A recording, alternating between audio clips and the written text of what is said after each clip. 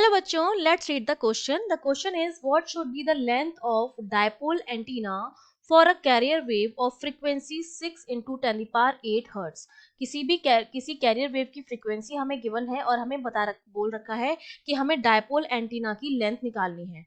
तो हम जानते हैं कि डायपोल एंटीना की जो लेंथ है, डायपोल एंटीना की जो लेंथ है that should be lambda by 4। वो कितनी होनी चाहिए? लैम्डा बाय 4 होनी चाहिए। अब हमें वेवलेंथ तो पता नहीं है, तो सबसे पहले हम क्या करेंगे? वेवलेंथ कैलकुलेट करेंगे।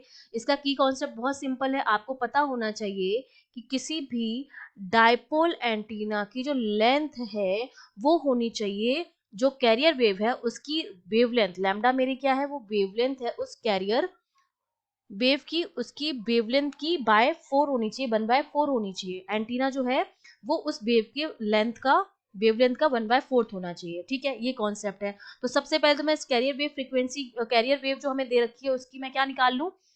लैम्डा निकाल लूं, वेवलेंथ निकाल लूं। तो हम जानते हैं कि जो मेरा लैम्डा होता है that is c upon nu, जहां पर सी जो है that is speed of light, जो होती है 3 इंटू 10⁸ मीटर पर सेकेंड, और फ्रीक्वेंसी हमें गिवन है विच इज 6 इंटू 10⁸। तो ये मेरे पास क्या आ जाएगा? 0.5 हो जाएगा। 1/2, 1/2 इज 0.5। तो ये मेरे पास क्या आ गया है? लैम्डा आ गया है इन मीटर।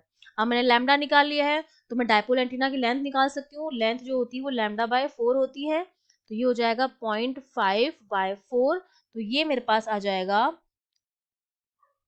इसकी वैल्यू मेरे पास आ जाएगी 0.125 मीटर। ये हमारी उस डायपोल एंटीना की क्या आ गई है? लेंथ आ गई है, which is 0.125 metre. I hope you understood well. All the best.